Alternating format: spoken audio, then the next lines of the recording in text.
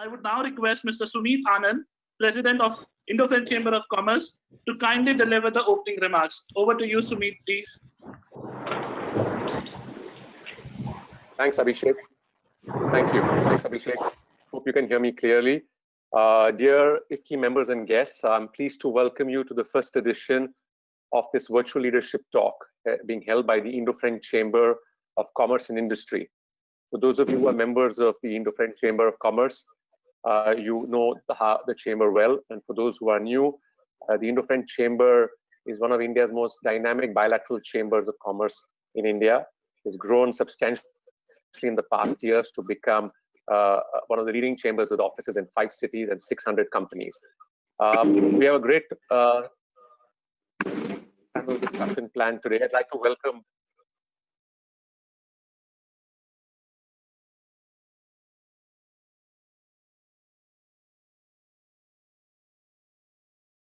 to welcome my exceptional panel of speakers here today. Mr. Imar Dalitkerk Beaufort, who is the CEO of BNP Paribas India. Mr. Farhad Fox, co-chairman of Forbes Marshall Group. Mr. Amit Jain, managing director of L'Oreal India. Ms. Gauri Kirloskar, director at Kirloskar Oil. And Mr. Ashwin Yardi, CEO of Capgemini India. And of course, our special moderator for the panel, our very own IFCCI's honorary representative and chairman for Pune, Ravin Mirchandani, and chairman of Adore Powertron. Also like to welcome our knowledge partners for the session, Rodel and partner, Rahul Oza, who's here with us. Leadership is key at times like this for us as business leaders. Today's talk will focus on the Indian economy, on COVID, and how as leaders we need to drive our companies forward. Leaders play multiple roles. There's an industry leadership role, there's a business leadership role, and there's a team's leadership role. Yet all this has been changing, and with COVID, it will change even more so. Our traditional role has been about building businesses by selling products and solutions to fulfill individual customer needs and wants, but managing teams by focusing on corporate culture and processes, and by satisfying shareholders on financial parameters alone. That role is changing. Today, it's more about building relevant businesses that impactfully contribute to society, about providing purposeful leadership to our teams so that they can find meaning in their work, and to satisfying all stakeholders, not just shareholders, on a broader set of parameters beyond financial to cover the environment, social, and governance. This new role in relation to COVID and India and the Indian economy brings many new issues on the table, and perhaps the panel will take these up. How do we address both aspirations as well as concerns of our societies and our teams moving forward? How do we strengthen our business finances to survive and grow, but also assist our teams and our business partners to build their own financial security? What do we do as an industry to grow our relevance and build stronger businesses again quickly? And what do we do to get policy makers to influence policy to bring back growth in the Indian economy? These are just some of the questions I'm sure that will be discussed today. Right? I'm looking forward to this exciting panel discussion. Ravin, with that, let me hand over the mic to you. Thank you very much, President Sumit. And thank you very much, ladies and gentlemen, for making the time to attend this interesting panel. Good afternoon and welcome. My name is Ravin Mirchandani, and as Sumit said, I'm the chairman of Adore, based in Pune. Today, we have a very special discussion of senior leaders who will take us through the journey beyond Corona and beyond the lockdown. We thought we'd lift our gaze a bit. All of the panel discussions to date have been about the world ending, about what lockdown means, what will happen in Q1. And now that the world is still around, almost the mature end of the Q2 of the Indian fiscal, we thought, let's look beyond. Let's look into 2021. Let's see what happens to the world. Let's see what senior leaders in our industry are contemplating for the world beyond 2020, and listen to the intricate insights that we would get from a panel from various parts of the Indian economy that we would not normally get all in one room together. Today, we have the banking and finance sector, we have the consumer goods sector, we have manufacturing, and we also have consulting. I think we will get some intricate insights to the questions you will pose, and perhaps even some hope for what lies beyond what we have just been through in the Corona tunnel. The IFCCI team will be working furiously with collating the questions that you might have. If you have any questions, please do put them in the chat. They will look for trends and pose the questions that can be best covered within the hour or the hour and a half that we have here. For the panel, I will be introducing each member of the panel individually before they speak. We will have 5 minutes opening remarks from each of the panel, and then we'll have a very interesting Q&A afterwards.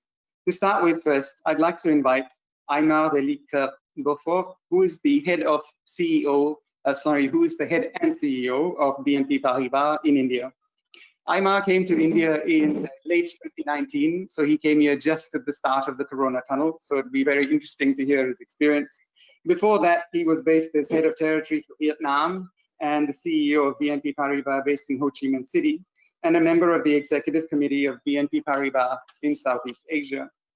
Aymar started his career with BNP in Istanbul in Turkey, and after that was based in the Czech Republic, in Slovakia. He was the territory head for Hungary and also Southeastern Europe over the last 10-year period.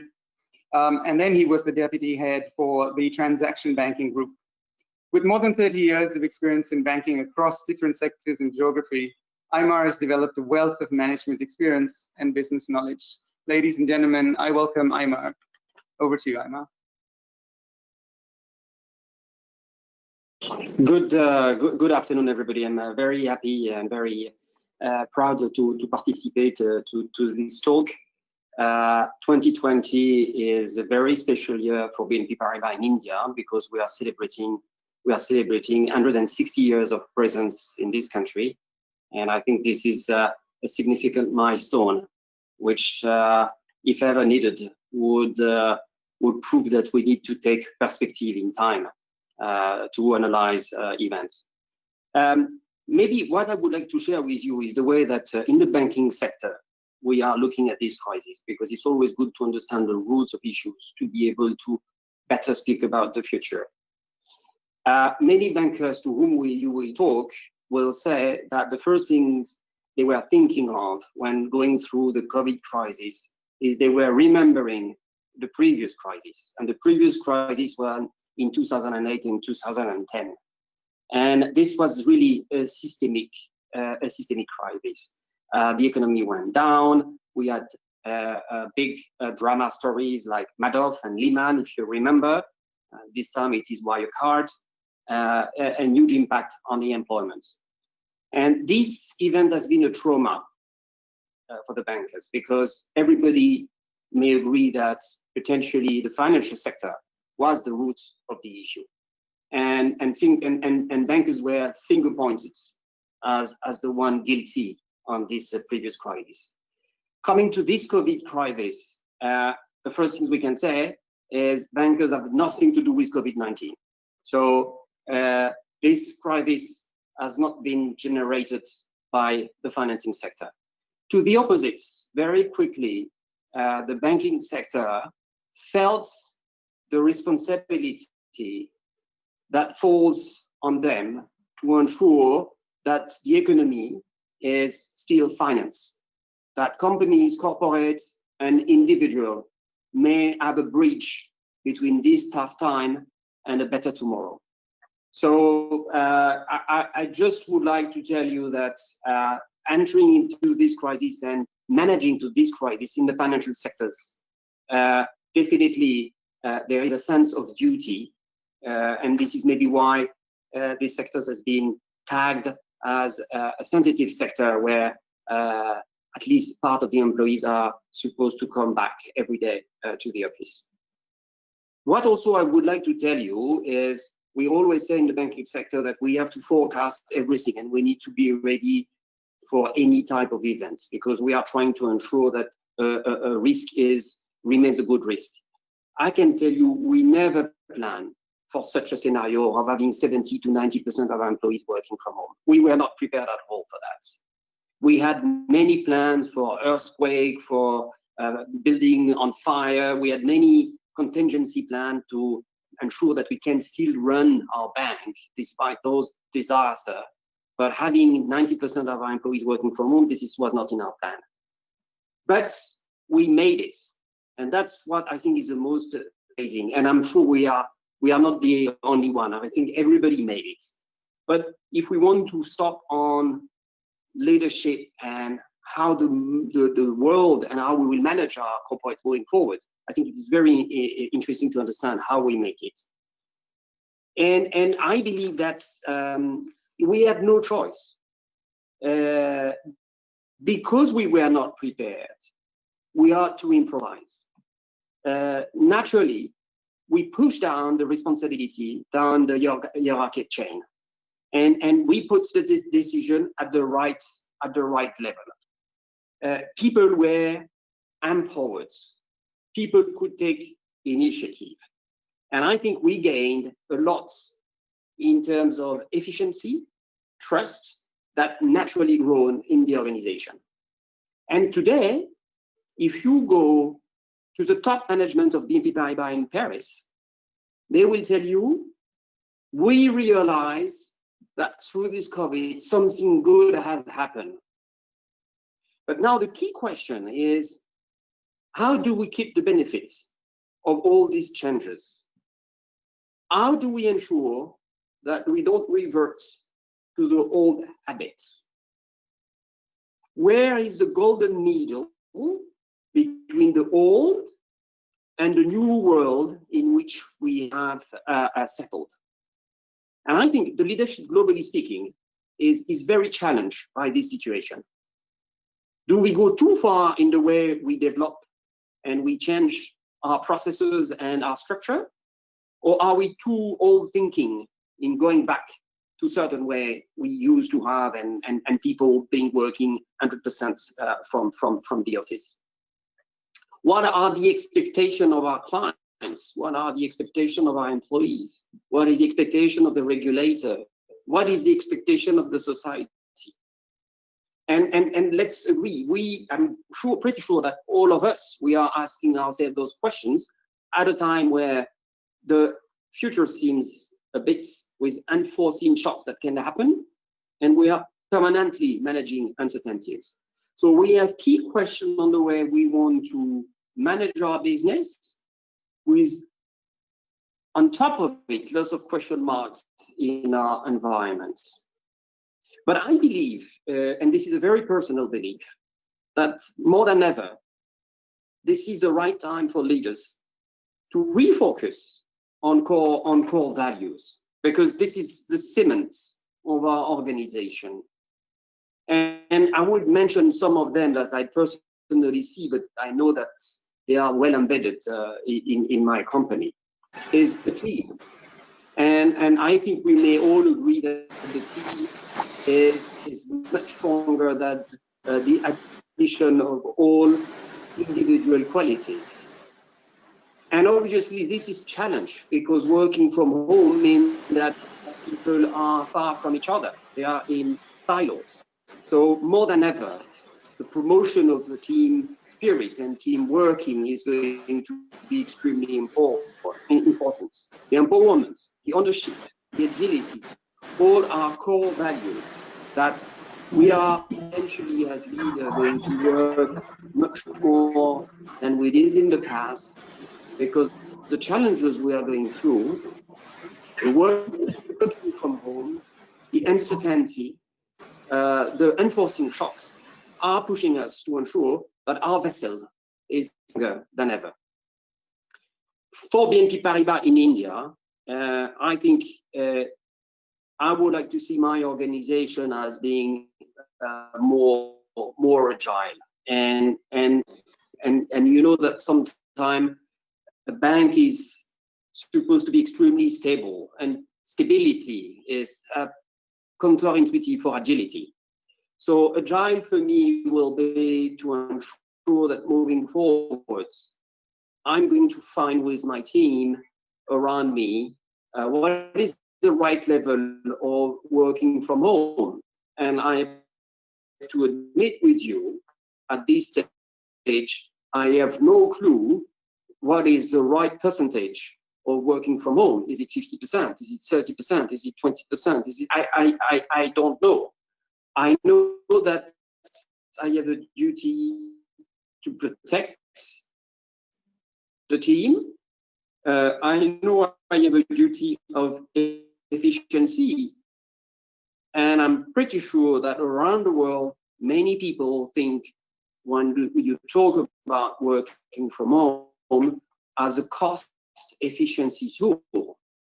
And I'm pretty sure that moving forward, many governments will think about working from home as a potentiality to less invest in infrastructure, because if you have less people going on trains, on roads, well, you can delay big investments.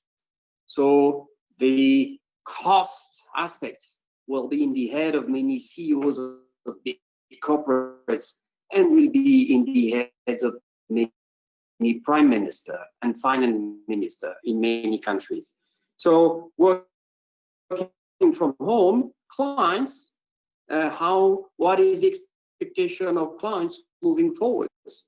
And I think more than ever, we will need to ensure that we are able to listen to the way clients see their own organization moving forward, and how you ensure, despite the fact that you are not able to meet them on one-to-one, that you ensure that you are still aligned with their expectation.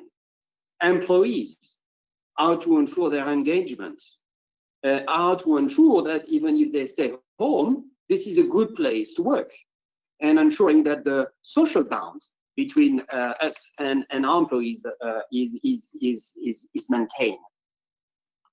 So I would like to finish on one important message. BNP Paribas is trying its best, and it's not the only company doing.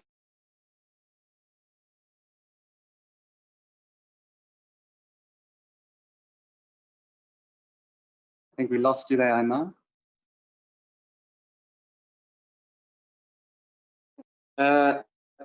But today, sometimes it seems difficult to fight on these threats when you have more immediate issues like the COVID-19.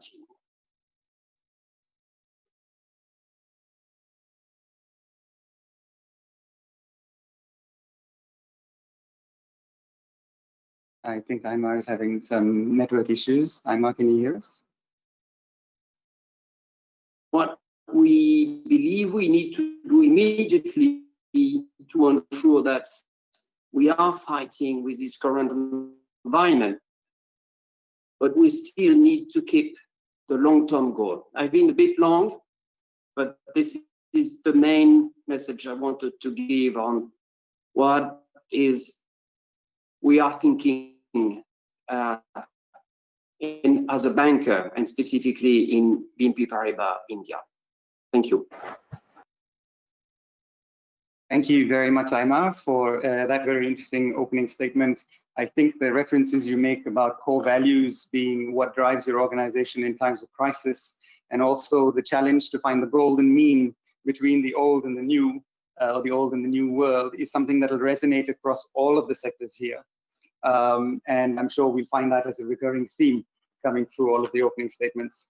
I'd now like to invite our second panelist, Mr. Farhad Fox, who's the co-chairman of Forbes Marshall, a very successful engineering company based here in India. It is in Pune. It is in fact one of India's leading engineering companies in the fields of steam engineering, energy conservation, utilities management, and industrial process automation and control. Farhad is very distinguished. He received his MS in electrical engineering in 1979 from the Stanford University, and then went on in 1991 to the Sloan Master's Program at Stanford to graduate in business. He's also the chairman of the board for the Family Business Network International, NFBN, as part of CII. He's chairman of the CII National Task Force on Affirmative Action, and is one of the industrialists based in Pune who does a lot of CSR work beyond just the business work that we do as industrialists over here. Ladies and gentlemen, please make very welcome Farhad Fox. Thank you very much, Ravin, Payal, and Sunit as well. and members of the Indo-French Chamber for the invitation to be with you this afternoon. I think, as Imar mentioned in his opening remarks, none of us could have imagined sometime in March that we would be in the situation we are in today, 4.5 months, almost 5 months down into this crisis. However, as Ravin mentioned, rather than focusing on all that's happened in these last 4 months, the only comments I want to make about the past, and when we focus on the future, is firstly the situation where we are today as far as the health situation in the country. It's still not a happy situation, as we all know. We have over 2 million positive cases in India, and we're adding 50 to 60,000 cases a day. So we still have a long, long way to go before we can say that the health situation is under control, or in fact even beginning to mitigate itself. And as far as the economy is concerned, as we all experienced, this economy essentially came to a stop in April and May. We estimate that GDP effect on GDP in Q1 is probably about minus 30%. And if you look at how we will expect the year to be, there were all kinds of predictions made, but I think predictions today are sort of hovering around minus 10%. And that's minus 10% for the year on plus 7%, which was estimated as the growth for 2021. So if you really look at the actual impact, it's going from plus 7 to minus 10, which is a huge, huge impact as far as GDP is concerned. Anyway, how does it look going forward? I'd just like to make mention of 5 broad areas that at least we as a company are focused on and concerned with right now. Number 1 is health must come first. We have to keep our people safe and deal with the cases that are bound to rise and bound to occur even in our own organizations. I'm sure everybody in organizations is being faced with that. So we need to keep our people safe, and we need to deal with cases effectively and also with ability. We have created in our organization what we call our Forbes Market Health Index. And that health index is based on what the scenario is in the city of Pune, as we see it, in terms of number of cases that are coming up, new cases that are coming up, and also in terms of the impact on our own organization. So whether there are any positive cases within the organization, whether there are positive cases in contacts, meaning family members of our own members who are affected. And based on that, we have a sliding scale where it goes from complete lockdown situation to completely normal. And that's our own scale which we've created so that we can actually calibrate ourselves and move from situations of how many people we have in the office coming to work and how many people we should be having working from home. In terms of manufacturing operations, the level of number of people who we would have at any one time on the shop floor. So we adjust depending on what the situation is at present. So right now, we are in a situation, I would say, where it's not obviously completely locked down, but it is just about 1 or 2 steps above that. So we are very much on that end of the scale as opposed to the end of the scale, which is normalcy. Second is obviously in a situation like this, we preserve cash. And we see that as being one of the main requirements going forward, whether it's Q3 and Q4. And probably going into the first quarter of 2021 as well. So whether it's deferring capital expenditure and also expense reduction, which I'm sure would be the case for most of our organizations that are represented here. Third is that we have to be ready to deal and continue to be ready to deal with continued uncertainty. There is no prediction of what will actually transpire. When we started out in March, the 13th of March was when the last commercial flight, which we could travel on, flew into India. And who would have thought that today, 5 months down, we're in a situation where we still can't freely travel from in and out of India, and in fact, in many parts of the world still. So that uncertainty still remains as a factor. And I think the philosophy that at least we adopt at present is that we hope for the best, but prepare for the worst. So that's the kind of scenario that that we are operating under. Fourth is, and I think this reflects very much on what the previous speaker mentioned, and that is the need to continue to be agile. Crisis also brings opportunity. And one of the things that we have seen, as I'm sure many others have as well, is how we've been able to leverage technology to engage with customers and to also engage with our own employees. And going back to, again, what was mentioned earlier by Emma, it allows you very much more easily to connect with people.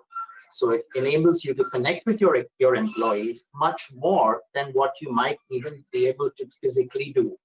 So that's something which we've been able to leverage quite effectively as well, to provide support to people.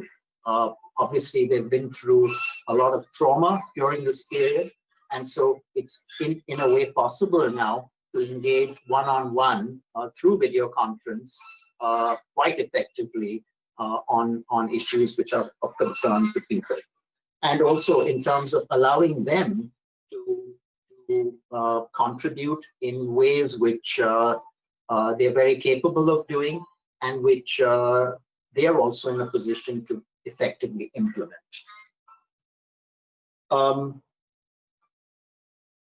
Obviously, going forward, we will balance this, because having learned this is something which we intend to continue to use, and it will be an opportunity to actually continue to leverage going forward.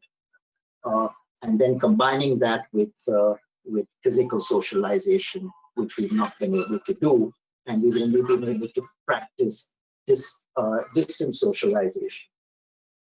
And finally, the fifth area is that we need to protect the most vulnerable.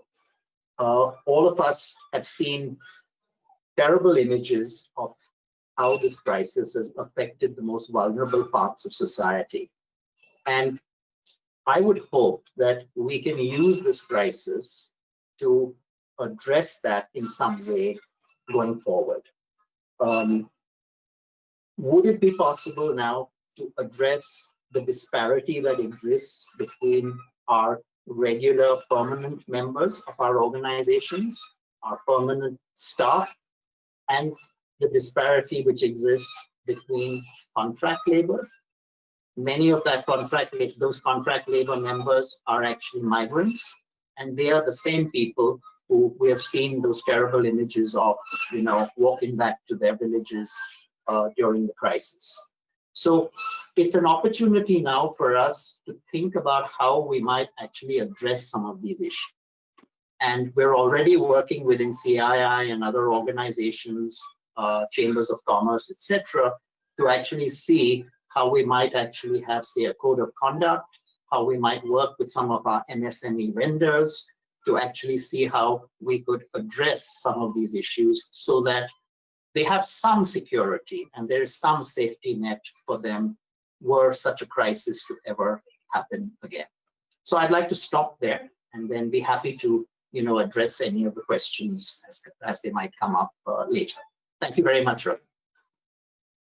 Thank you very much, Farhad. And you made some very pertinent comments which struck a chord with me, for example, about the disparities and your company's willingness and initiative to address them. I've heard Toyota is doing very much the same to try and use this crisis as an opportunity to address disparities in the economy. You also mentioned the health index, which I think would be a great learning opportunity for many in our chamber to understand how that is being tracked. I like how you mentioned a plan for the worst but for the best. I think we were all collectively surprised at how agile even manufacturing entities and teams could be in the way we all moved to work from home and just kept going. And technology has been a real benefit in that. I now call upon the next member of our panel, who is the 5th generation of an eminent Pune industrial family. Ms. Gauri Kelowska attended the Carnegie Mellon's Tepper School of Business, where she received a Bachelor of Science in Business Administration with a concentration on finance in 2006. Previously, she attended the Phillips Academy in Andover, near Boston. After graduation, Gauri worked with Merrill Lynch as an analyst in New York in their mergers and acquisitions group, where she analyzed the impact of proposed mergers, acquisitions, spin-offs, and various restructuring alternatives on earnings and credit profiles. She then moved to the Pearson's Corporate Finance and Strategy Group, where she looked after bolt-on acquisitions. And since being back in India in 2010, she's focused her initiatives on the Kelowska Group, which has large investments in the infrastructure and ancillary industries in India. Today, as a non-executive director on Kelowska Oil Engine since 2014, she works very closely with the managing director on strategic initiatives and the future of the company. Ladies and gentlemen, please make very welcome Gauri Kelowska. Thank you so much, Ravin, for your introduction, and thank you so much to the Indo-French Chamber for the opportunity to be part of this very distinguished panel. I feel very, very honored to be included, and it was so interesting to hear from Aymar and Farhad about their views and how they've dealt with this difficult time. So I can't claim to be an expert on the economy, but I will give an overview of the outlook for the sectors that Kelowska Oil Engines is in, and some of the changes we've made in the ways that we do business.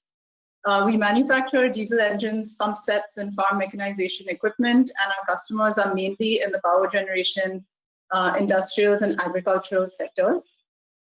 So in this time, we have already seen, and I believe we'll continue to see, the greatest pickup in demand from the agricultural sector. And this is because of the boost that the government has given to the rural economy and farmers. Just recently, there's been a spate of agricultural reforms that have been announced, and these have been aimed at transforming the sector. And they include easy loans to farmers, increase in minimum support prices, and they empower farmers to engage directly with aggregators and large retailers. Because of this, we've seen a big demand in tractors, and that translates to obviously a greater demand in engines for tractors. And we expect this to continue. We're also pretty bullish on the sector because we depend very little on Chinese imports, and I feel that it's possible to move to 100% indigenization in the sector if that's required. Our power generation business actually has been very hard hit in this time, and I believe will continue to be hit hard because of the delay in infrastructure spending, as well as a slowdown in real estate. And as we move to new emission standards in the sector, so the emission standards were actually due on October 1st. That's Bharat Stage 4 and CPCB Stage 4, and that's been pushed out to April 1 of next year.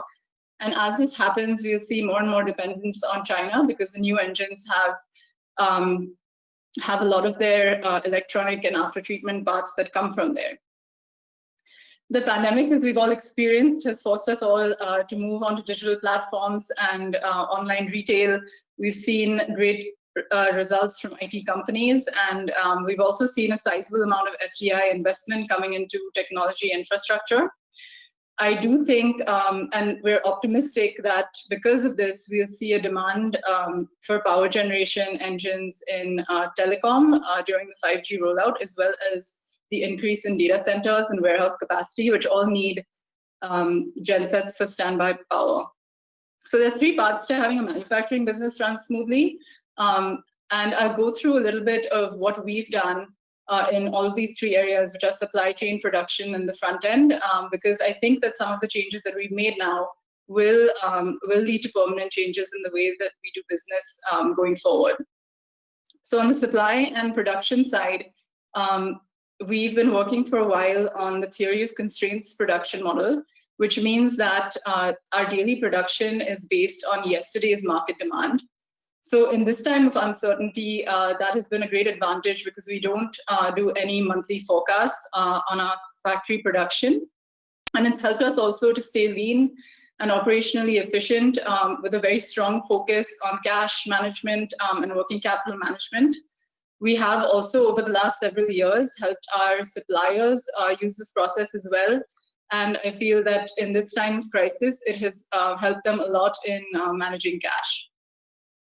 So Corona, as we all know, has highlighted a lot of the weaknesses across global supply chains, and whether that's geographical concentration risk or COVID-related risks at a critical supplier. And I feel that automating processes on and off the shop floor was viewed either as a driver of quality or fixed cost reduction. But now it's been made pretty clear that it actually insulates us from virus-related risk. And an example of that, I guess, is something as simple as a standard quality checklist, which used to be physical, but now there's a risk that that would spread the virus. So all of those little things have been made digital as well. Another example is some of the tools that we've used to boost productivity from work from home. So we, over the last 2 months, actually executed a 2-month-long group-wide project. So it was across 4 companies and more than 3,000 people, and it was done without even a single face-to-face meeting. And of course, this was possible because of the wide range of digital tools we have available. But I think also, more importantly, the forced and fast adoption of these tools, which previously we found very difficult, especially as the 5th generation, to try and get a legacy organization to move into a new way of working. So we often joke that Corona has driven our digital transformation much faster than any CTO that we could have hired. On the front end, we've also moved quickly to 100% digital front end management. And what this means is now that virtual quality inspections of our product are possible by the customer. Negotiations and order closures are all done over a video conference. Going back to the people side, it used to be only our HR teams that were involved in employee engagement. But I find now that all of our line managers and all of our business unit heads are concerned about morale and motivation. How can we stay resilient and upbeat in this time? And how can we motivate our teams to continue to keep the lights on for our clients every day? So I think, just in summary, going into next year, we'll have to closely monitor the effect of the pandemic on several things. Essentially, how does domestic and export demand pick up, and how we manage our working capital and supply chains to meet that demand with an eye on labor availability and prices and input prices as well. I think that as the pandemic drags on and there's little relief, I think that domestic demand will take much longer to recover, especially in certain industries. India finally is a country, an emerging markets country, so I feel that fewer jobs can be done from work from home as compared to a developed nation. And I do believe that we will see a period of corporate distress and possibly a recapitalization of our financial systems before we can emerge stronger. That's it for me, Ravin. Thank you. Thank you very much, Gary Kelowska. I found resonance personally in you talking about the possibility of 100% indigenization, would be music to the ears of Mr. Modi and Shah. But you very likely touched on the fact that there might be some significant challenges in terms of the electronics ecosystem, which still does not exist in India and will not be something that we could put in place within the next 6 or 7 months to have full replacement coming in India. You touched on how digitization forced, just as Farhad did and Imar did, digitization forced us all to move, Corona forced rapid digitization and gave us some forced learnings, and how surprising it's been that we've all been able to do that so quickly, even in legacy manufacturing organizations. And the gift of Corona has been to do it faster than the CTO. I personally found it actually quite refreshing, because all of our meetings and sales meetings were held on video conferencing, and suddenly MDs sitting at home who had nothing better to do were giving you half an hour to talk to you about your products, when you'd normally get 5 minutes with them at the water cooler just as they were leaving. So I personally very much enjoyed the digitalization wave that Corona has brought us. So having looked at the banking and finance sector and then the manufacturing sector, we now move to consumer goods with L'Oreal. I'm sure a lot of people have been waiting here to understand what's happening with L'Oreal, and I invite Amit Jain, who's the managing director of the company since 2018. Amit has 30 years of experience in FMCG, retail, media, and entertainment. And at L'Oreal, Amit is responsible for driving the company's growth, operations, and people strategy across India, Bangladesh, Sri Lanka, and Nepal.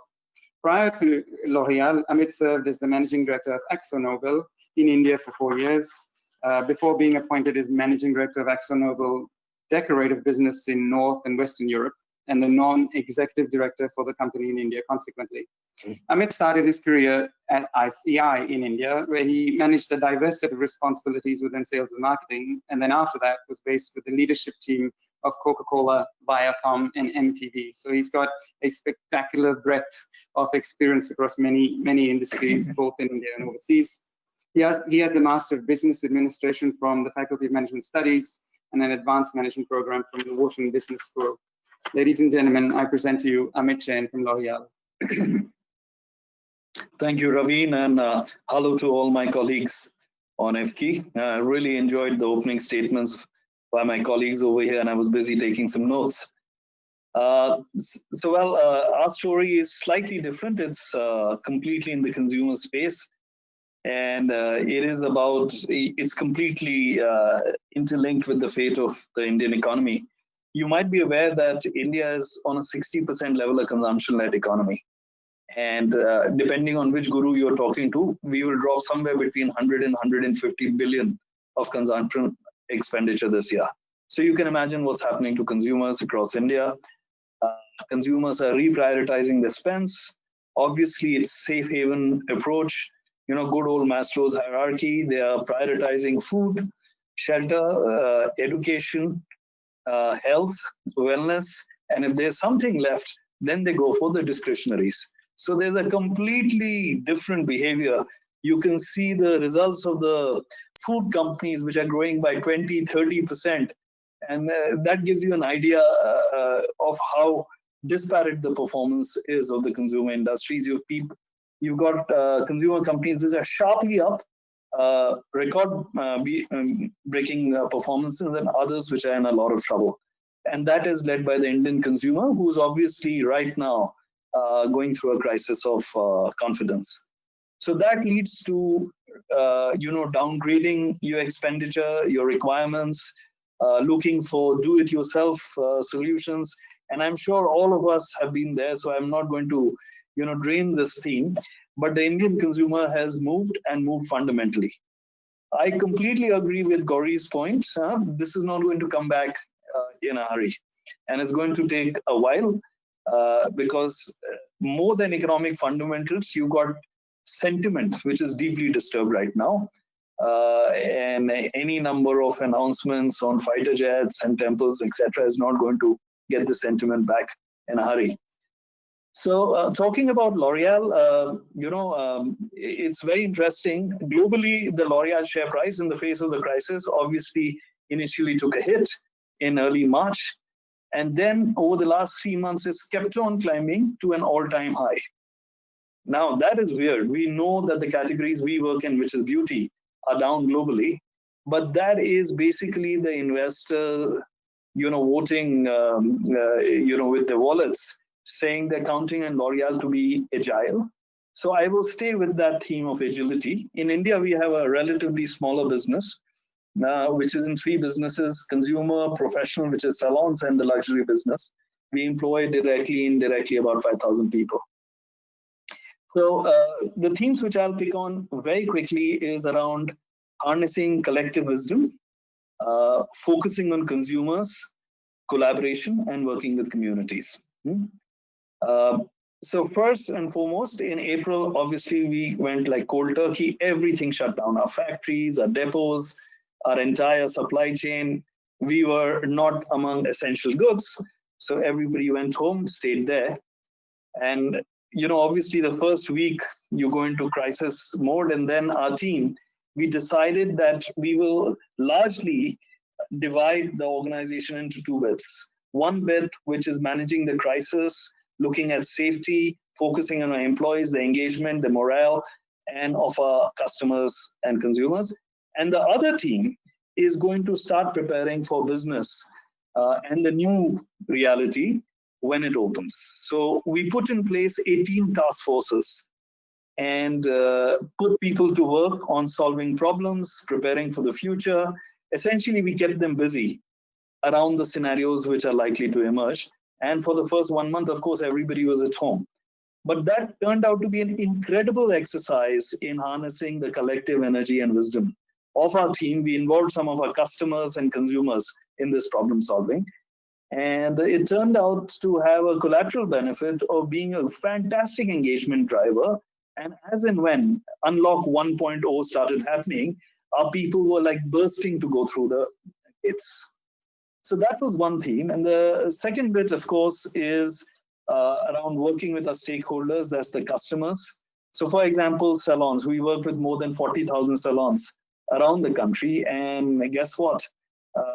Only in the last couple of weeks have they been allowed to open. So for 4 months, more than 4-5 lakh hairdressers, etc., they were completely laid out of work. So our endeavor was to engage with this complete community of salons, hairdressers, electronically. In the first 3 weeks, we put out a learning platform called Learn and Connect, where we created a community of almost 50,000 of our stakeholders. And we went to town in engaging and educating them on what to do with consumers when they start walking back in after the shutdown. We did that in 4 languages. And once again, it turned out to be, a fabulous engagement builder. And of course, we landed up training, upwards of 50,000 people in how to practice sanitary, safe working practices when consumers came in, to the extent where, the government asked us to advise them on what are the norms to be followed as and when this channel opens up. So, it was a great exercise in collaboration where we closely worked with our stakeholders, the customers, created joint solutions, helped them visualize what the future would look like, and of course, leverage our scale and technology to deliver the messages. The most essential piece, which signifies, the beauty of L'Oréal globally really, is its consumer focus and its agility around that. I spoke about how the consumer has moved. And so the consumer, of course, can't go out to the shops. They can't go out to the malls. Most of them are shut down. But they still want their shampoos and their hair colors and, the creams, etc. And what we did was start with 2 or 3 things. One is around, no-touch advice, which is virtual try-ons. So along with our partner sites like Nykaa, Amazon, we put in virtual reality experiences, which allow consumers to experience the product, test them out virtually without going to the shop and exposing themselves to whatever other perceived hazards. And in addition to that, we use the concept of live streaming very heavily. Yeah, so this is a good example of live streaming. However, we were doing this with consumers. Our entire education and sales team, well, not entire, but a large part of it, was working in more than 10 languages with consumers, helping them with understanding the products, the needs, since they weren't getting any more advice from the shops, the salons, the boutiques, and the beauty parlors. And so, for example, people who were trying to color their hair for the first time, we had online streaming lessons for them from our trainers. And then it went on to YouTube, where people could like dial in, hey, I'm in the middle of my hair color job and it's going seriously wrong. Can you help me? And there were people to engage with them. And of course, I can tell you, they were like initially patchy results, but over the first month, we got things going. And now it's turning out to be, you know, an altogether new stream of work which is happening. The third really interesting thing which we learned and are obviously still learning on the job is the whole concept of social commerce. Yeah, so all of us know about e-commerce. Social commerce, which is very significant parts of Asia, is in its nascence in India. And social commerce is about peer-to-peer selling. So we trained about 2,500 hairdressers because they couldn't go to their favorite consumers. And a lot of us know we have very intimate relationship with our hairdressers. They know some confidences of ours which our partner might not know. So now these people, they connected with their consumers, and over very simple things like WhatsApp, Facebook, started making available their favorite shampoos, L'Oreal, Kerastase, as the case might be, over WhatsApp, tied up with delivery platforms like Dunzo, etc., Swiggy. Yeah. So once again, what we are seeing is the birth of a new consumer buying behavior, and very importantly, a small revenue stream which is beginning to now take proportions of something which we believe is going to be developed in the future. So that's on the themes of our employees, our consumers, our customers, and finally, of course, most importantly, is the community we live and work in. We got our factories up and running within 15 days of shutdown with the sole purposes of making hand sanitizers. And over the last couple of months, we have distributed more than 1 lakh of liters of hand sanitizer to the frontline warriors, the hospitals, the municipalities, the policemen of this country, and women who have been taking extraordinary risks to keep us safe and keep us healthy. So this is something which has really energized the organization with a whole slew of community initiatives, which also gave the license to some of our teams to get out and start engaging with community, turning out to be a very rewarding experience.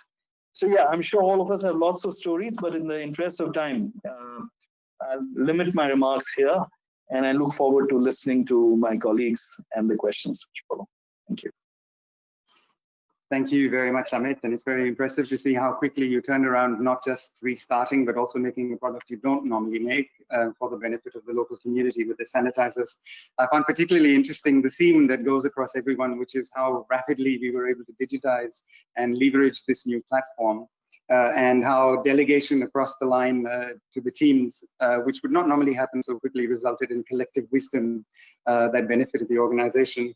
And also, like Amma said, how do you find the golden mean between the old and the new when we go back to the full normal economy, if and when that happens, how these new platforms that you've created, for example, assisting people midway through their coloring of their hair, will that be a monetized platform that L'Oreal will be able to use in addition to social marketing? Some good questions for the session later.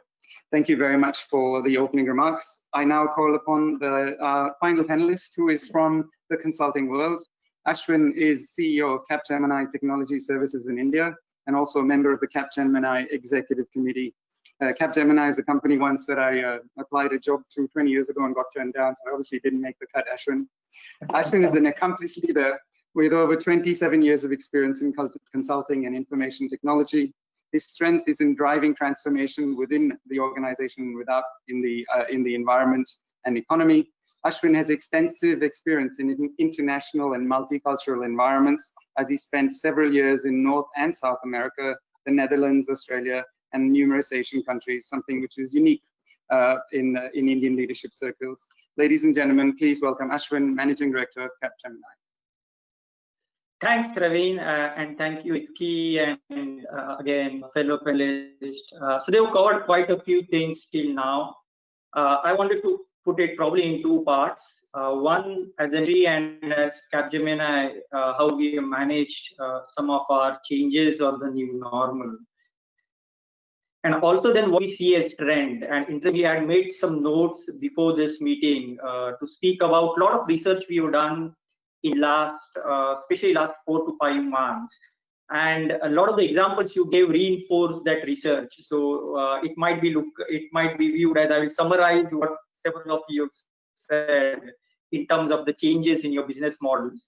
So to start with, we are more than 100,000 employees in India, which is more than 50% of Capgemini group. We are in consulting and technology. And we serve for our clients who need us to serve them 24/7. Interestingly, IT or consulting is an industry which has its problem and solution in the same thing, and the reason I say that is today our production center is, while they were offices originally, they are people who are production centers, okay, which makes it easy for us on the one hand to continue our production. On the other hand, that's where the complexity was. Today our presence in 12 cities, 40 offices. Suddenly that changed to having a presence in 100,000 offices. We had to move before this COVID season. On an average, and not always very well structured, we had 20% of our employees working from home. In the first 15 days, we started really doing active work from home, especially to address the COVID situation, from 13th, March, when suddenly government started putting some new regulations. In first 3 weeks, we moved from 20% work from home to 90% work from home. And then next 2 weeks, we moved to almost 97% work from home. You can imagine, I think the good thing is we work in an industry where I can enable it, because as I said, all our production is the individual residences of our employees.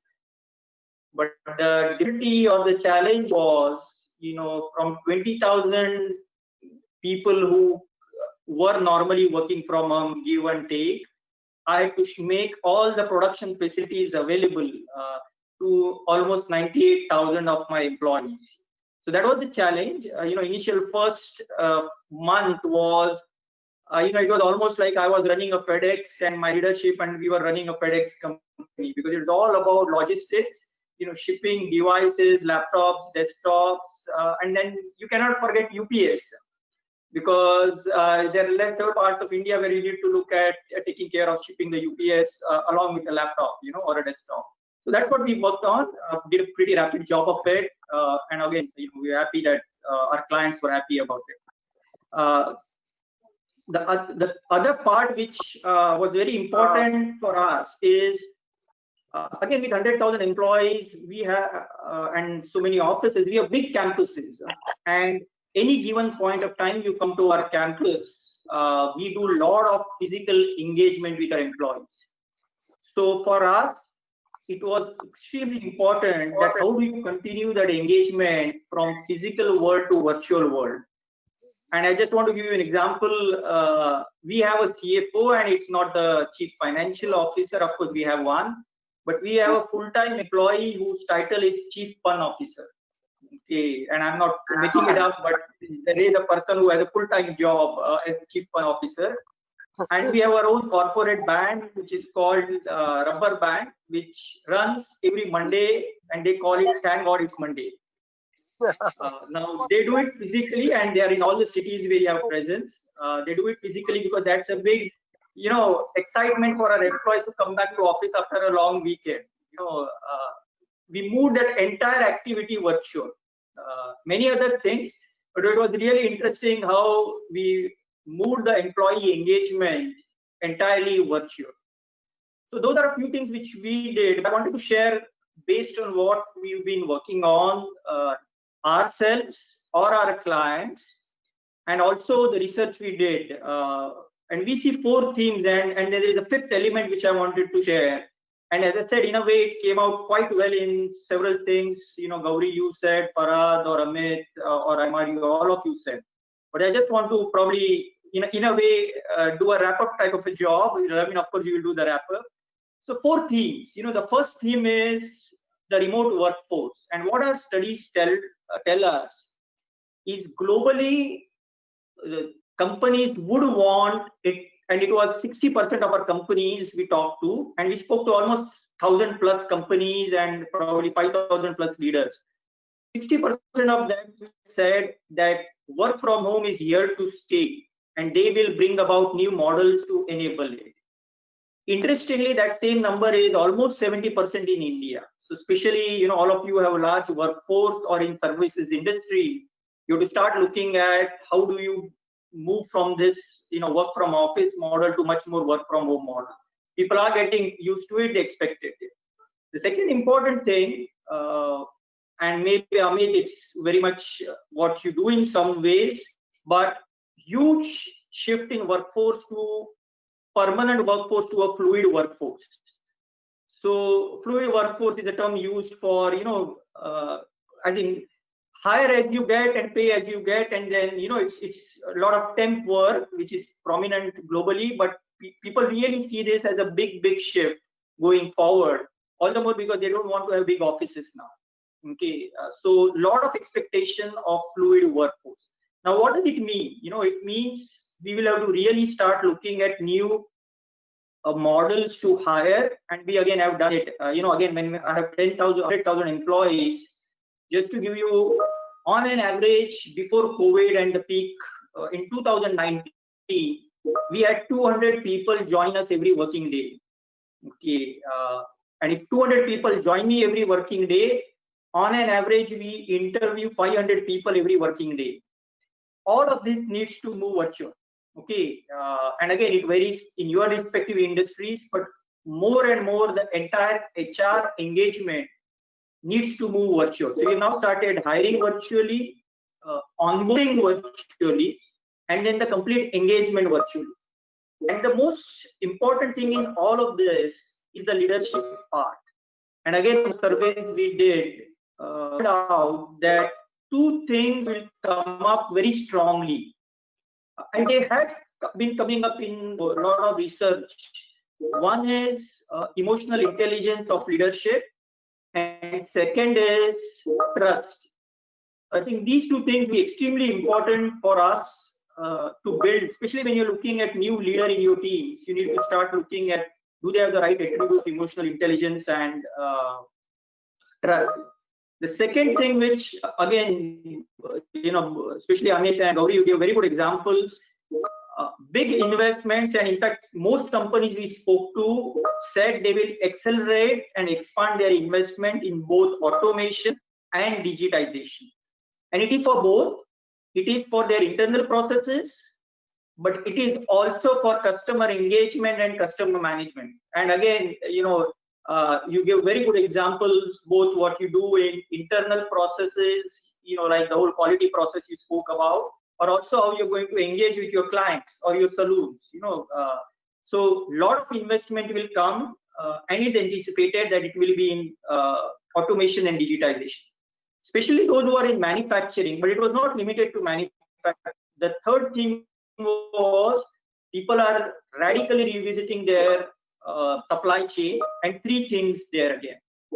People are reshoring, so bringing back in-house or back to the country. People are looking at nearshoring.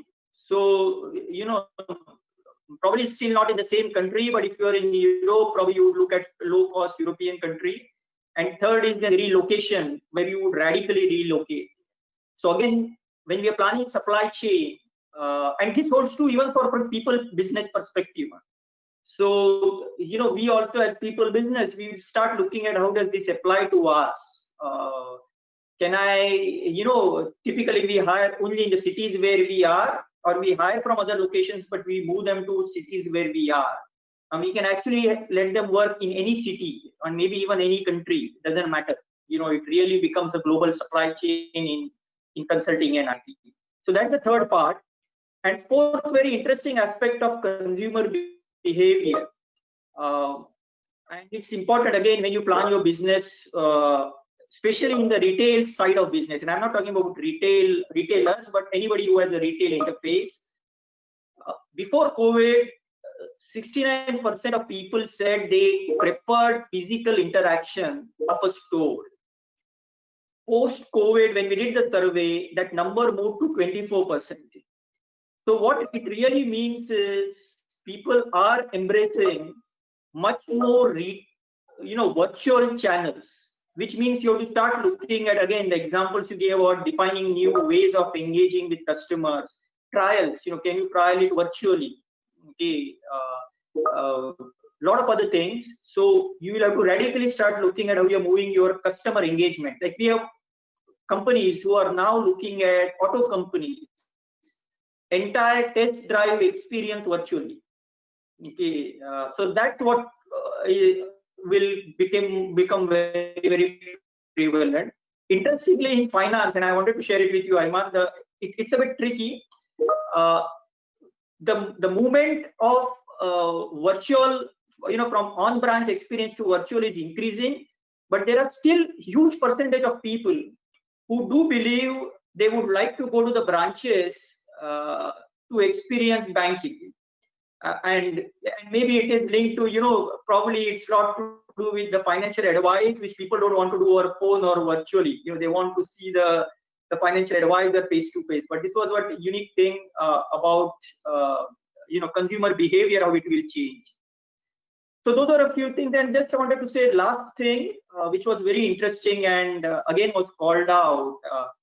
One of our observations was that in the crisis, consumers have very, very high expectations from their service providers, and they said they expect their service providers to be extremely socially responsible, and they will choose a provider from one over another based on how socially responsible they have been.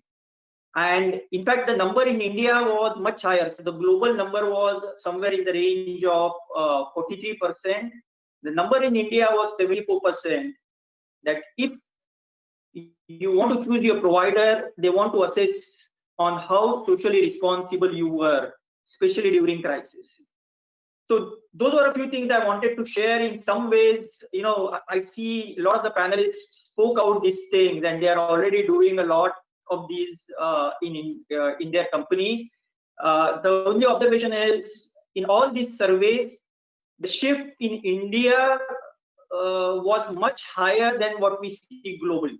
As I said, work from home expectations, socially responsible organization expectations, or even digital customer experience expectations were much higher in India than any other country. So those were some of the things I thought I would share with you all, which should help you think about what are the trends, and then how do you go forward in the new normal. Over to you, Ravi. Excellent, Ashwin. This is Sumit. I'm just going to come back for a second. That was a very, very interesting couple of points that you made towards the end, Ashwin. I'm sure it's food for thought for everybody here. I actually just wanted to introduce Ravin. I mean, I already said in the beginning, Ravin's our chairman and honorary representative of the Indo-French Chamber in Pune. He's also the chairman of Power Aditron. But I actually failed in my duty to tell you more about him. So I'm going to quickly do that and then hand the mic back to Ravin so he can take it forward with a Q&A. So Ravin Mirchandani is a business leader with significant international experience, having directly lived and worked in 6 countries across Europe and Asia. His experience spans the cryogenic, defense, energy, and traffic infrastructure industries. Ravin has an MBA in business administration from Queensland University of Technology, Brisbane, and a Bachelor of Commerce from the University of Pune. He previously worked with Origin Energy, Australia's largest energy company. He was later head of Origin for Southeast Asia, based in Jakarta, Indonesia. Presently, Ravin manages a business that spans Australia and India, focusing on the road and energy sectors, that is carbon-free mobility, as well as road safety solutions and small scale of grid hydrogen energy, highly innovative solutions. Ravin is a member of the board of directors of Ador Powertron, as well as of Acansys, Mac Valves, and Sky Energies, all based in Melbourne, Australia. And he spends his time between his 2 favorite countries, Australia and India. Ravin, back to you. Thank you so much for moderating this today. Thank you very much, Mr. President Sumit. It was very kind of you to introduce me. Ladies and gentlemen, we are running a little bit over time, but the discussion has been so interesting and intriguing. I think we'll allow ourselves the luxury to go a little bit over, and I hope the panel doesn't mind to stay on and answer. There's been many questions that are pinging across on the chat, as you can hear. Maybe we'll stay with the theme in the last speaker, Ashwin, and the theme has been continuously about how work from home has changed everything. I want to just go back to something that Aymar mentioned when he made his opening remark about the golden mean between what used to be the world and what will be the world in 2021. It's mind-boggling to think that you are recruiting 200 people a day and interviewing 500 people a day, and you were able to move 20,000 people in one day, almost becoming a FedEx by yourself. You talked about temp working, the gig economy, people wanting flexibility in their work lives. And I thought we could just focus just on that theme briefly to talk about how you see this evolving. The real estate industry is on tenterhooks, wanting to know whether your campuses are going to be vacant and everyone's going to be working from home once you've overcome the bandwidth and the energy challenges. And you found this golden panacea of being able to now engage people online. So does that mean that your entire model is going to change? And also, maybe if you could briefly touch on what was the morale of your team when you moved, and now 5 months on, how's that working for you? Okay, so I think we are yet to define the precise new normal for our industry, and we've seen people say, as I said before, normal was 15 to 20% of work from home. Today we are 98, 99%. The reality, and it's a simple answer that the reality will be somewhere in between, but we don't know exactly what it will be. But what I see is 3 or 4 themes which will continue absolutely. Number one, we will definitely have significant work from home compared to what was business as usual. And it definitely means a few things. And I look at it as a very, very positive thing. One, it really means we can attract very, very different workforce from what we were doing today. And it should really help the diversity and the gender diversity in the industry. Today, probably IT is good, but with the new normal, I see it really increasing much more. So if you on an average take probably IT industry as 35 to 40% gender diversity, normal will really make it much more flexible, much more gig type of economy, which should enable us to hire much more diverse workforce. So that I see as a new normal, which will be significantly positive. The second thing, I think in last 4 months, I haven't taken a flight, and some of this will continue across the industry, which means we will have significant positive impact on environment and carbon footprint. So probably this is the best carbon footprint, and we track it, for every travel. Probably this is the best carbon footprint year I would have ever had. But people will be more responsible, and they would start actively looking at what is their carbon footprint as a change. And the third most important thing which we all need to revisit and review is a radical look at, I think all of us had BCPs, I'm pretty sure, including we had business continuity plans. But what our thought is you could have really a global crisis. You always planned a BCP for a local crisis. What this has brought in is a really a global crisis, almost simultaneously. So people will look at their supply chains, which we'll have to relook at. You have to relook at your products, because some of the products won't be relevant. And then how do you engage with your customers in the new product? So I would say these are the things which we are looking at. Frankly, if you ask me, do I have answers to all of them? Probably not. But these means we are starting to look at in detail and starting to redefine how does our business work. Potentially, yes, it does have impact on the real estate. But there would be probably some other ways, there could be some other costs, other ways we have to start looking at in the new normal. Thank you for that, Ashwin. And it's so true. Whenever we did business continuity planning, the risk managers would always talk about, imagine things that could never go wrong. And we could never imagine a black swan event that would bring everything to a standstill. It was always very localized to your factory or your village or your city. And this event has really turned that upside down, and it will change the way we think, definitely. You talked about carbon footprint, and I want to stay with that topic, and I'll pose the second question then to Gauri Kelowska on carbon footprint. Gary, one of the things that struck, I think, most of us through this lockdown is that the skies over our cities have gone back to the 1980s.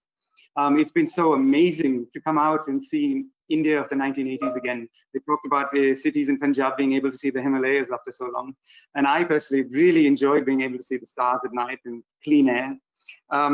There's lots of talk on BBC, CNN, in the European press about how coming out of the Corona tunnel, renewable energy is going to be a very, very big push. We've seen, in fact, even Europe, Germany launched their hydrogen strategy, Sweden launched their hydrogen strategy. I'm interested, Kirloskar Oil Engines is in hydrocarbons. In fact, you're the diesel business. How do you see this push that will inevitably come towards renewables? And what are your thoughts on how your business will be able to morph towards this bold, beautiful new world with clean skies? Thanks, Ravan. That's a very good question and a very relevant question. And I must say that I've also enjoyed this time of Corona lockdown with no traffic and taking a lot of long cycle rides on empty roads, and the clean air has been great. So as a group, we have made investments in renewable energy, but it's not from Kirloskar Oil Engines, and a smaller company where we do some work in the solar space. At Kirloskar Oil Engines, we do have a team that's focused on looking at technology that may replace diesel engines in the applications that we're in, whether it's battery or fuel cells or hydrogen, like you mentioned. And I also want to say that even in the diesel engine production, our diesel engine factory last year actually won an award for being carbon neutral. So even in the diesel engine production, we try to be as sustainable as possible. But I have to say that finally, we are a company that has mostly domestic sales, and for us to be able to make the cost economics work, which is finally what it comes down to, we would have to see a substantial amount of support from the government if we were to take the leap into hydrogen, for example, because a lot of the countries that you talked about, whether it's in Europe or Australia, they have a lot of subsidies and support from the government. Having said that, I also do feel that the current situation that we are in will present over the next year or maybe more opportunities to acquire maybe technology at more attractive valuations. So we have our eye on that. Thanks. We'll stay with you, Gauri, for one more question since we were on the subject, and that's about the morphing of businesses with what's happened in Corona. Kirloskar Oil Engines is well known for a very good service sector business. Services is a large part of your revenue generation, and you do a very good job at it from what I've seen. Have you seen this as being a challenge through the last 5 months from the 24th of March when the world as we know it came to an end and nobody could travel? I know personally in our business, servicing has been a major issue. I'm interested in how has your business changed the way it looks at customer service, and how have you been able to provide this to customers? And more importantly, what do you see in 2021? What do you see beyond the tunnel, and how service has changed for good? Yeah, that's a great question. So, not so long ago, we were a typical service organization, which meant that we had a call center and we had service engineers sitting around waiting for the phone to ring. And then we would send them out and they would diagnose the problem and come back, get the spare parts that they needed, and then go back to do the servicing. About 2 years ago, we were actually the first in our industry to install IoT devices in all of our engines. And today we have about 20,000 engines in the field that have IoT devices. And what this means is that most of our servicing and maintenance today is predictive. So for example, at 500 hours of an engine, there's a filter change that's required, and you would not have to make a call anymore. You just have to, the guy will show up at your door at 495 hours or whatever it is. So we found that using the data from the IoT gensets and using machine learning, we've actually been able to do a lot more remotely in terms of fixing what's gone wrong without someone actually physically going there. That being said, of course, there are some instances where a service engineer has to get to the engine, and but there are fewer visits, so like they'll know what the problem is before they go, so they go with the spare parts and they're able to fix it on just one visit. during the lockdown, we did face some issues, and that was mainly because of containment zones where movement was fully restricted, or because people's families didn't want them to go and visit the customer. So one of the solutions that we thought of during that period was, when they were taking public transport, to be able to offer them a two-wheeler so that they could at least move with the safety precautions that that warranted. So that's how we've looked at service. I hope that answers your question. Yes, it does, Gauri. Thank you. And you've actually sparked the next question, which is the fact that families have a big problem with people going to work during this period. And there has been an absolute collapse of the capability of the public transport networks to be able to support people's transportation to and from work. So I'll pose the next question to Aymar in relation to the banking industry. Aymar, I bring it to the subject that Gauri is talking about, which is people wanting to buy vehicles, people wanting to buy cars, first-hand, second-hand, or scooters, first-hand or second-hand, because they need to get to work so that they don't get sacked. They are concerned about keeping their jobs, and the public transport network isn't able to get them to work.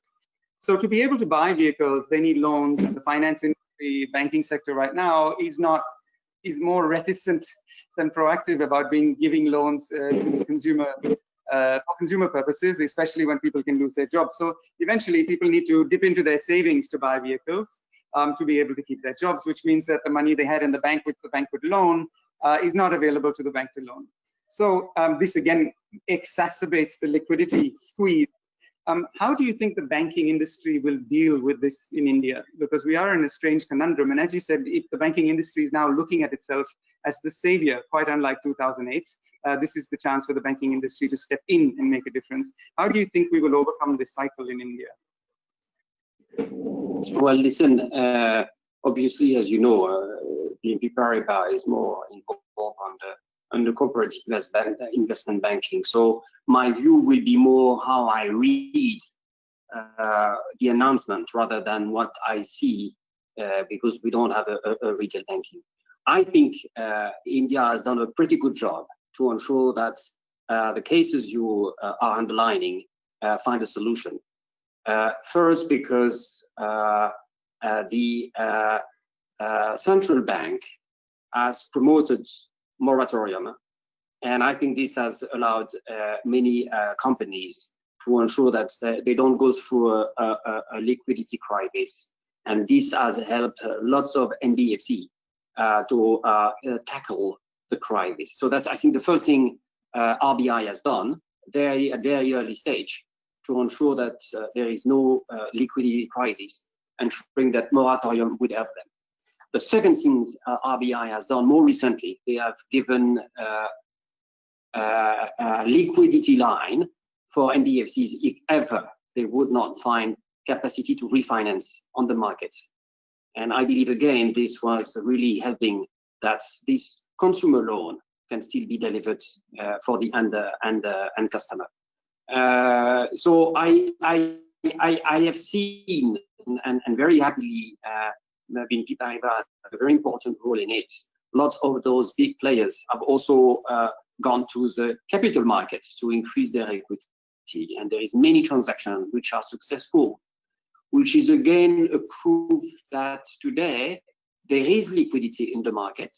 There is trust, because the people who invest in those equities have a trust that the market will rebound.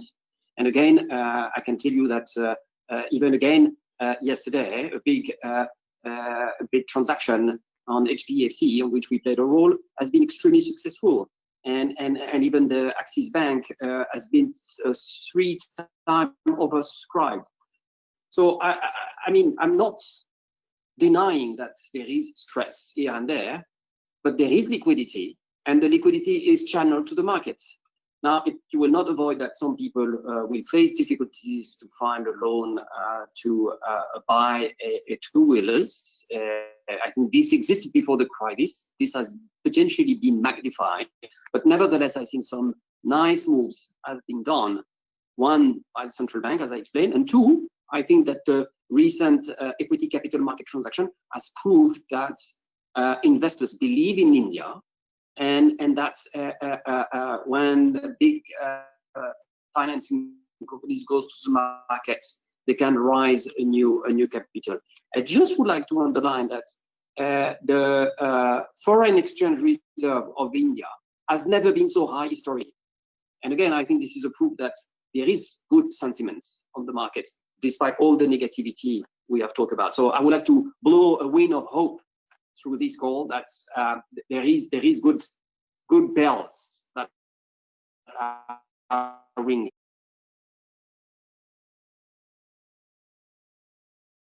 Thank you for that, Aymar. It's very good to see a banker within the system in India talk about hope. I'm sure it's going to leave a lot of us with energy on this. But I'm going to push you a little bit more on the subject. If you permit me to. The RBI today left the rates unchanged, and the moratorium, or the second moratorium, will soon come to an end. And the books of Indian banks today on the moratorium range from 70 to 30%. PSU banks might be even higher and more at risk.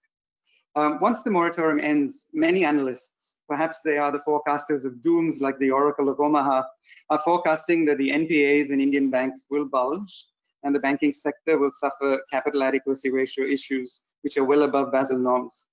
So recapitalization will be the big question, but where will the money come from?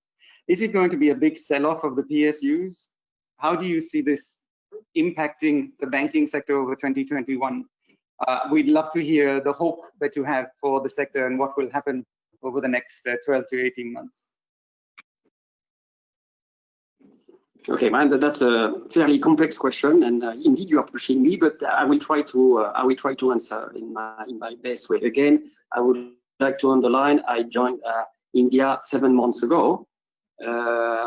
So maybe I have not all cards in hands, but let me try to answer. COVID-19 crisis will not change that some good banks entered the crisis and weak banks entered in the crisis. What I would like to say is that those good banks, and I was referring to, have been through capital rise, and those have been successful, believe me, and their capital adequacy ratio today is strong.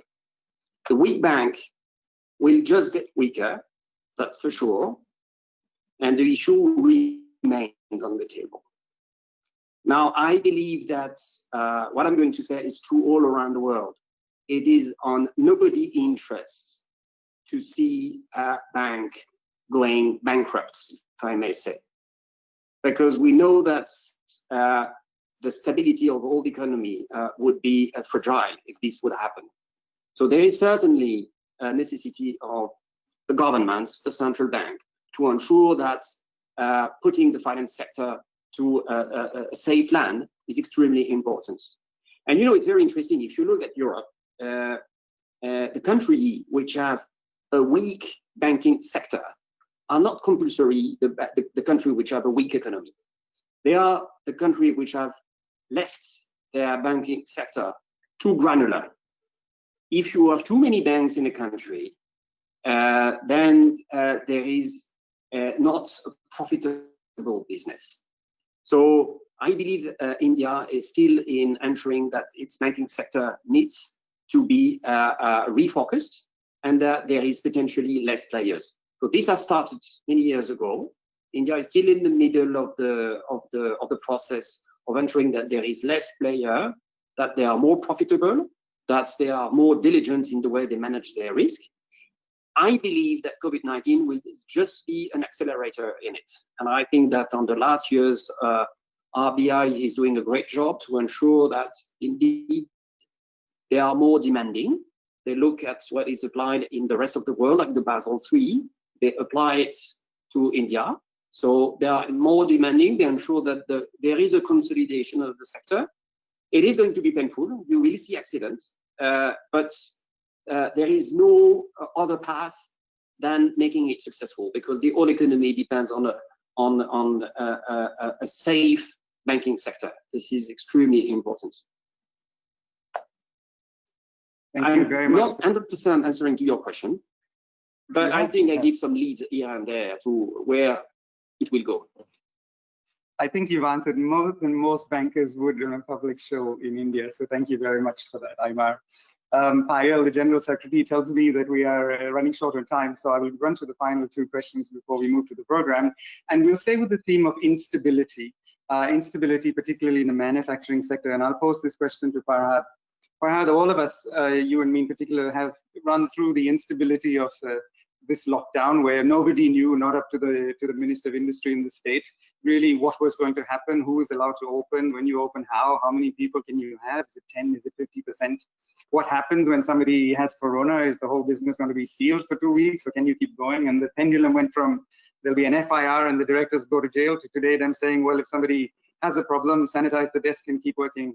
So in this context of extreme uncertainty, of collapsing supply chains, collapsing value chains, when we're in companies that are used to forecasting not just 6 months of production and raw material availability in the ERP system, but also to our markets, how does the manufacturing value chain that has been designed to work on this certainty and forecastability deal with this new normal and morph or pivot to a model that allows this flexibility when things collapse and we can still keep going? Is that something that you are working on? And it would be very interesting for our viewers to get your context on the prism of manufacturing and instability.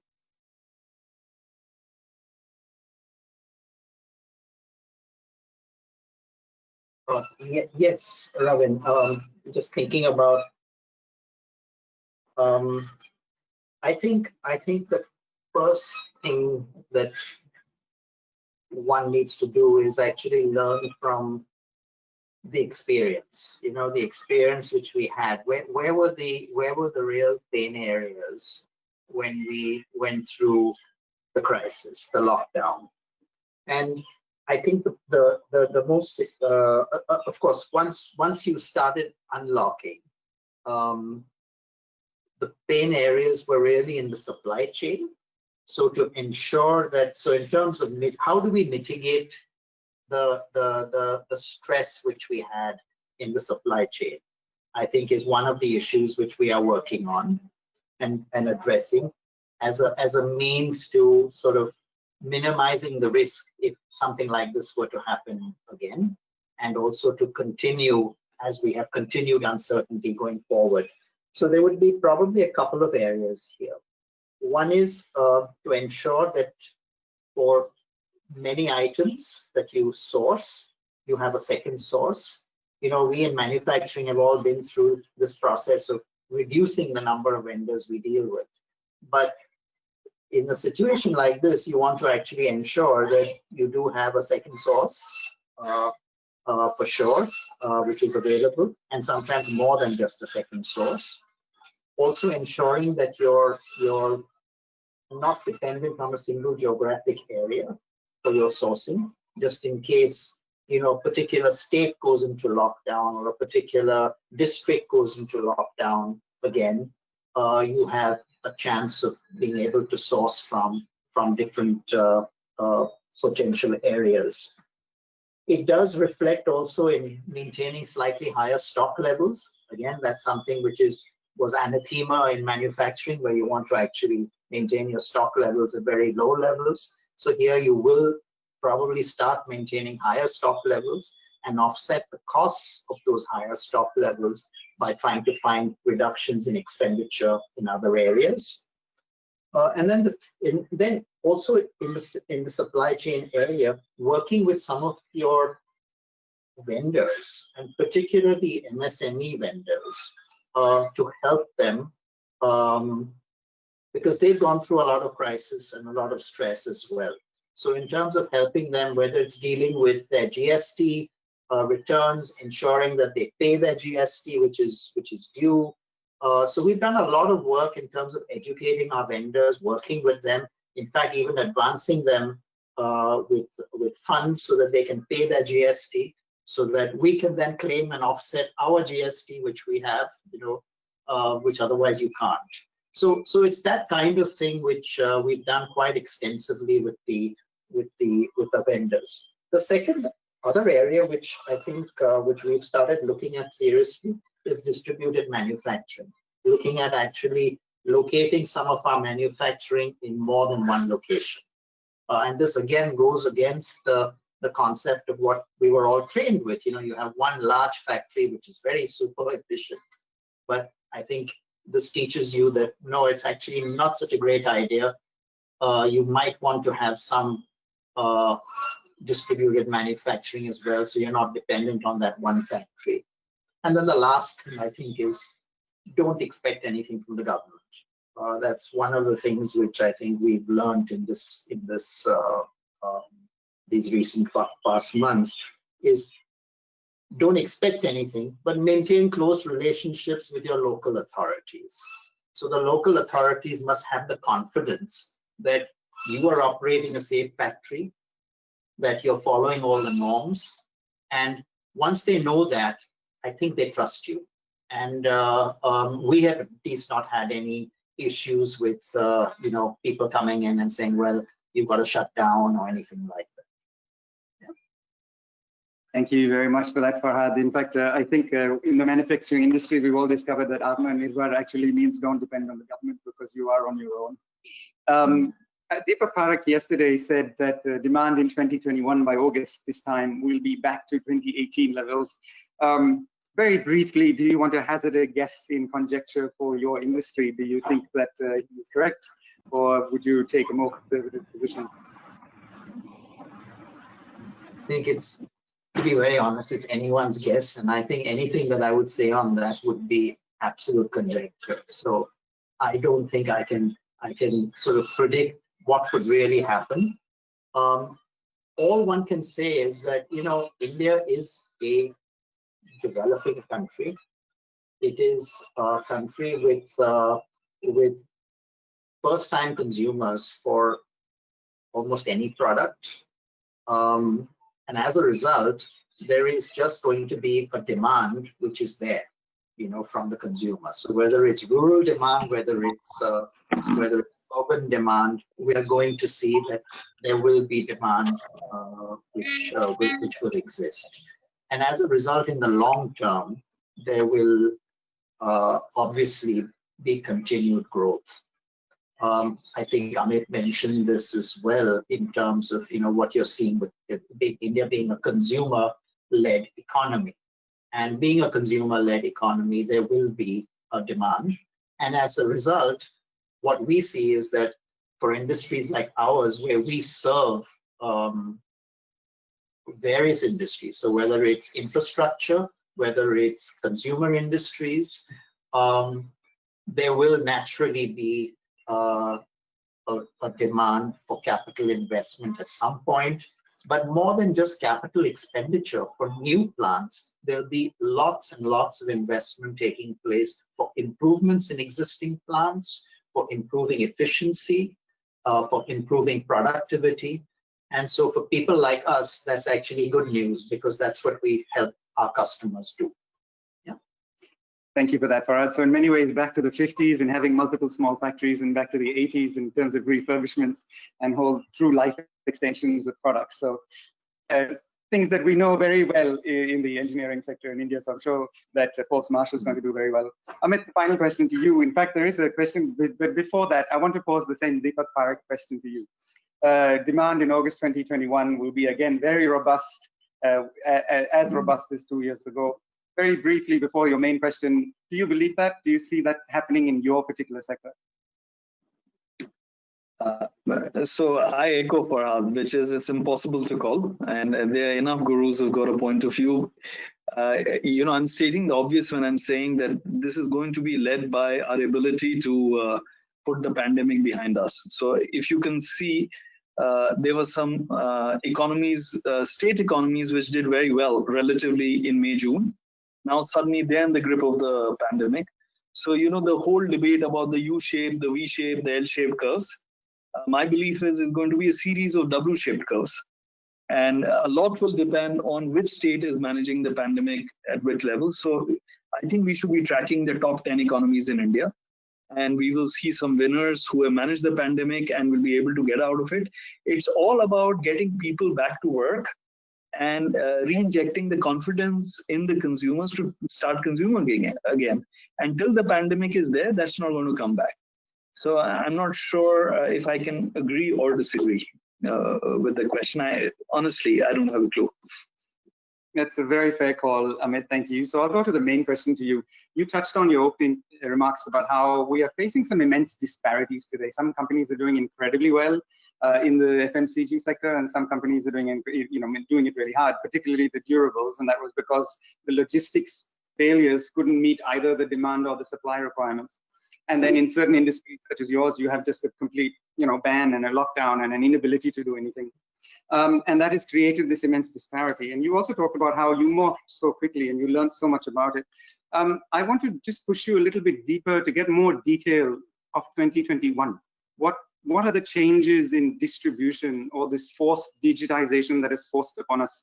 Are there going to be different channels for L'Oreal products? What is this social setting going to mean? How is this sector going to morph? I think it will make a big difference for the viewers on the panel to get more meat on the bone on what all of that means to L'Oreal. Okay. So rather than this be restricted to L'Oreal kind of products, which make a very small part of the economy, I'll make a more general comment. I believe, along with this whole phenomenon of working from home, working remotely, etc., the other really big societal change which we are going to see is the digitization of everything we do, not just the way we work, the way we live, the way we interact. So think about it. I can talk about my parents. They were very technology unfriendly. But guess what? Now they're experts on iPad and Zoom and WhatsApp, and they're learning to pay their bills online. Initially, one had to kind of screen their computers, and then they learned it. And I'm sure all of our families and friends have similar stories. So what you're seeing is massive digitization, at least of urban India.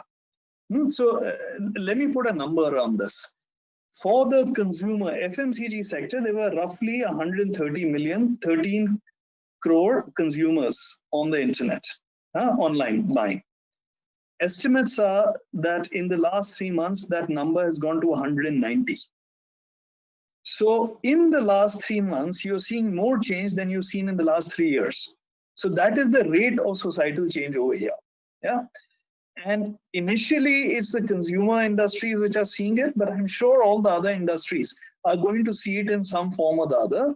So it's going to be digitize or die, for many, many sectors. The consumer has moved. It is going to be a low-touch economy. They're not going to take risks of getting out there. And you have to be able to, whether you're in the service sector or the consumer sector at least, be able to reach the consumer where they are in a very safe way at home. So all the macros and consumer behavior is in that favor. We are going to see some serious change over there. And I think, most of the industry has read that change. So it's going to be an exciting ride. And yeah, I see India in some way, in the medium term, really benefiting from this in terms of much higher productivity and efficiency because of the digitization of our economy. Thank you very much for that, Amit. There's been a number of common themes across all of the sectors: finance, retail, FMCG, consulting, manufacturing. And I'll leave the next speaker to actually draw the summation on all of them. But I really liked what you said, digitize or die. I think that really is something that we need to put up on the wall, because that is the future of the forced learning that we've had over the last 5 months. Also, I'm very struck by the stark difference between a panel like this in April and a panel like this now in August. The one theme that I would weave through every speaker is hope, positivity and optimism that not only will we get through this, but we will thrive from the change. And I'm not sure if that's the resilience of India or that's the French touch within the IFCCI, but it's very, very nice to see and very nice to experience this optimism and hope that comes through the panel. So to sum up the panel discussion, I invite the next speaker, who is Rahul Oza, who is the partner and head of Rerdal & Partners in Pune, Mumbai, Chennai, and Bangalore. He advises multinational companies and corporates on corporate regulatory, tax, and other matters in relation to India. In particular, he has experience in helping companies do mergers and acquisitions and greenfield investments in India, and has over 120 people working in his team to be able to assist him to do this successfully. Ladies and gentlemen, our final speaker today, Rahul Oza. Rahul, you're on mute. You might need to unmute. Thank you, Raveen. Dear esteemed speakers, and IFCCI has again dynamically changed a digitalized forum and made it very consumer friendly. To sum up, this panel discussion is, I think, quite a challenge, because I feel that we are at the moment not in a position to really forecast what the future brings. I have learned one thing from the leaders here, that is, you need to be innovative. Everyone keeps on saying that survive through this pandemic, but I have seen that if I hear Gauri or Amit ji, their survival is actually based on innovation, be it in the manufacturing process, be it in the consumer process. So innovation is very important. The constant discussion on home office, yes or no. Ashwin has a different view than me. I was totally against home offices. I think more and more people will move into home offices, but I hear as well a lot of people who are sick and tired of home offices. So I think there is no right. We will see what will be the future there. I think as leaders, we should be more flexible towards the given scenarios. Thinking out of the box, paradigm shift. I think what I learned from Mr. Farhad is probably there is no paradigm. Probably being flexible is the new paradigm which we should follow to sustain our economy. We have discussed on travel. I think travels usually traveling once in a month to Europe and every week within India. Now I'm grounded. My miles and more status is in danger, and I'm missing the Indigo sandwiches. However, I think it is it hasn't harmed the business, and that is something which we have learned today, that business can continue if you are flexible, if you think out of the box. Most important is emphasize on the risk management. I think we have to reinvent risk management, because multiple people have mentioned that nobody could have foreseen that, and that's true. And I think we should learn here that be prepared for the unprepared. And from this perspective, I think all of us have done a tremendous good job. The global economy, considering what we are going through, is still on a not really standstill. If you see European economy, if you see the Indian economy, we are still ready to move ahead. And I think the hope which BNP Paribas is giving is as well tremendous. So let's stay positive, stay innovative.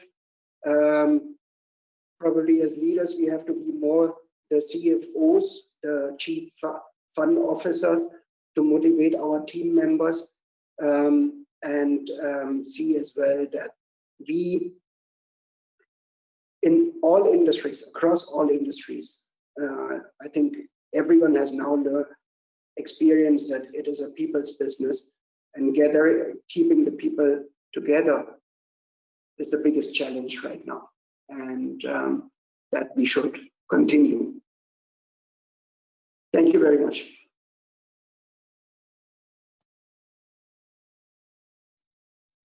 Great. Thank you very much, Mr. Rahul Oza, for such lucid remarks and summarizing the findings. Can I please request Ms. Payal Kanwar, Director General of Indo-French Chamber of Commerce and Industry, to kindly deliver the vote of thanks. Thank you, Abhishek, and thank you to all of you for being with us today. Well, firstly, we've gone over the time by half an hour. Just goes to show how interesting this discussion was. And honestly, I think it's one of the best sessions we've organized since this pandemic. Your insights were very interesting, and I think that our participants, we had over 100 people watching it at one point of time, and I think everybody is going to go back with something today. So thank you to all of you for being with us. It's been great to see how you're navigating through this crisis. It's been great to learn about all the innovations, and I think, you know, to have leadership of our member companies is very important, because it gives us a very holistic view of the situation and how you're managing this. A special thank you to Ravin, who is an excellent moderator. I think he's going to be designated the standard moderator for all of our IFCCI events, because he does this so well. So thank you to everybody for listening in, and of course thank you to BNP Paribas and Rodal and Partner for your support in you know, putting this event together. And I wish you all a very good evening. Thank you.